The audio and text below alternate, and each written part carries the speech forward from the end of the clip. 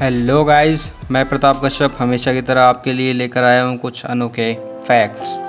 तो चलिए बिना किसी देर किए शुरुआत करते हैं कुछ अनोखे फैक्ट्स के साथ। तो गाइस, जो आज का हमारा पहला फैक्ट है वो इंग्लैंड से जुड़ा हुआ है।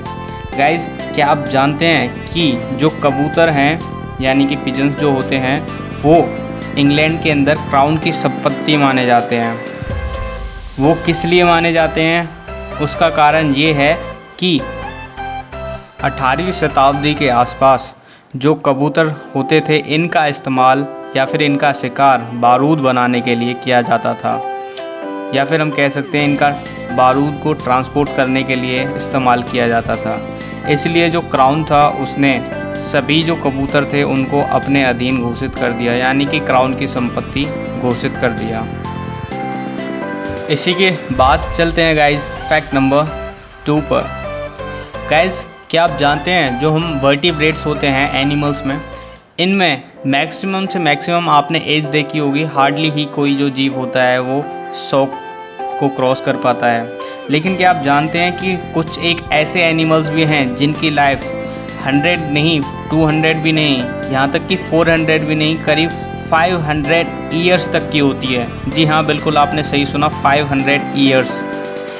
ऐसे एक जीव का नाम है ग्रीन शार्क। जी हाँ, जो ग्रीन शार्क होती है इसकी लाइफ करीब 500 ईयर्स की होती है ना? कितनी अमेजिंग फैक्ट। क्या आपको इस फैक्ट के बारे में पता था?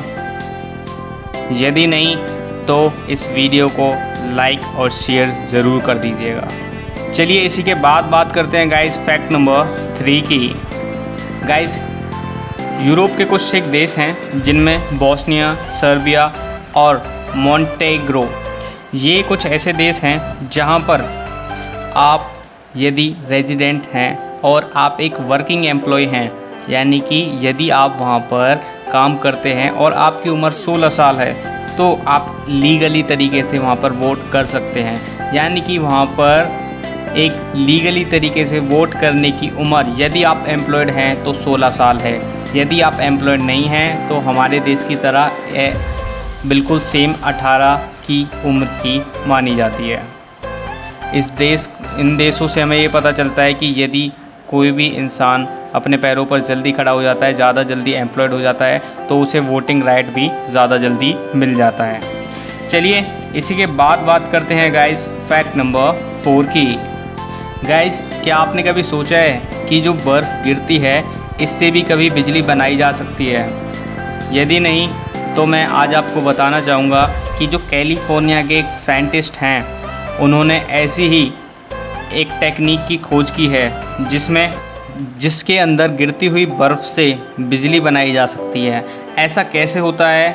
ऐसा होता है इस वजह से कि जो सिलिकॉन एक हमारा मटेरियल होता है वो नेगेटिव चार्ज होता है और जो हमारे स्नोफॉल होता है उसके ऊपर पॉजिटिव चार्ज होता है। तो जब इन दोनों का ये इंटरेक्शन होता है, इसी के साथ एक स्टैटिक चार्ज हमारा उत्पन्न होता है और इसी स्टैटिक चार्ज को जब हम हार्वेस्ट करते हैं तो इससे हमारी इलेक्ट्रिसिटी जनरेट होती है। तो है ना कितना यूनिक आइडिया? क्या सोचते हैं आप इसके बारे में? जो हमारे हिली एरियाज़ हैं, क्या वहाँ पर इस सिस्टम को लाना चाहिए? अपनी राय कमेंट्स में ज़रूर बताइएगा। इसके बाद बात करते हैं गाइस नेक्स्ट फैक्ट पर, जो कि हमारा फैक्ट नंबर 5। गाइस, क्या आप जानते हैं कि जब हमारी अर्थ के ऊपर जब कभी पेड़ नहीं थे तो उस समय पेड़ों की जगह पर और कौन से पेड़ पौधे या फिर कौन से और कुछ जीव हुआ करते थे? तो इसके लिए मैं आपको बता दूं, साइंटिस्ट का कहना है कि पेड़ों से पहले यानी कि ट्रीज से पहले अर्थ के ऊपर जो मशरूम हैं वो हुआ करते थे और उनका साइज़ करीब 25 फीट लंबा और 3 फीट तक चौड़ा होता था। तो आप एक इतनी जाइंट मशरूम का साइज़ इमेजिन कर सकते हैं।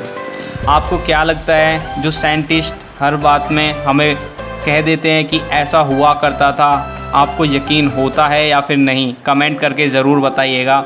और आपका इन 5 फैक्ट्स में से कौन सा फेवरेट फैक्ट है ये भी मुझे कमेंट करके ज़रूर बताइएगा।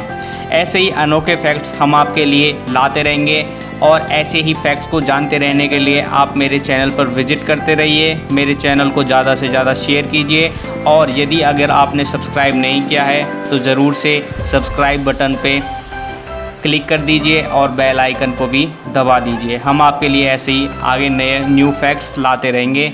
मिलते हैं अगली नेक्स्ट वीडियो में। धन्यवाद।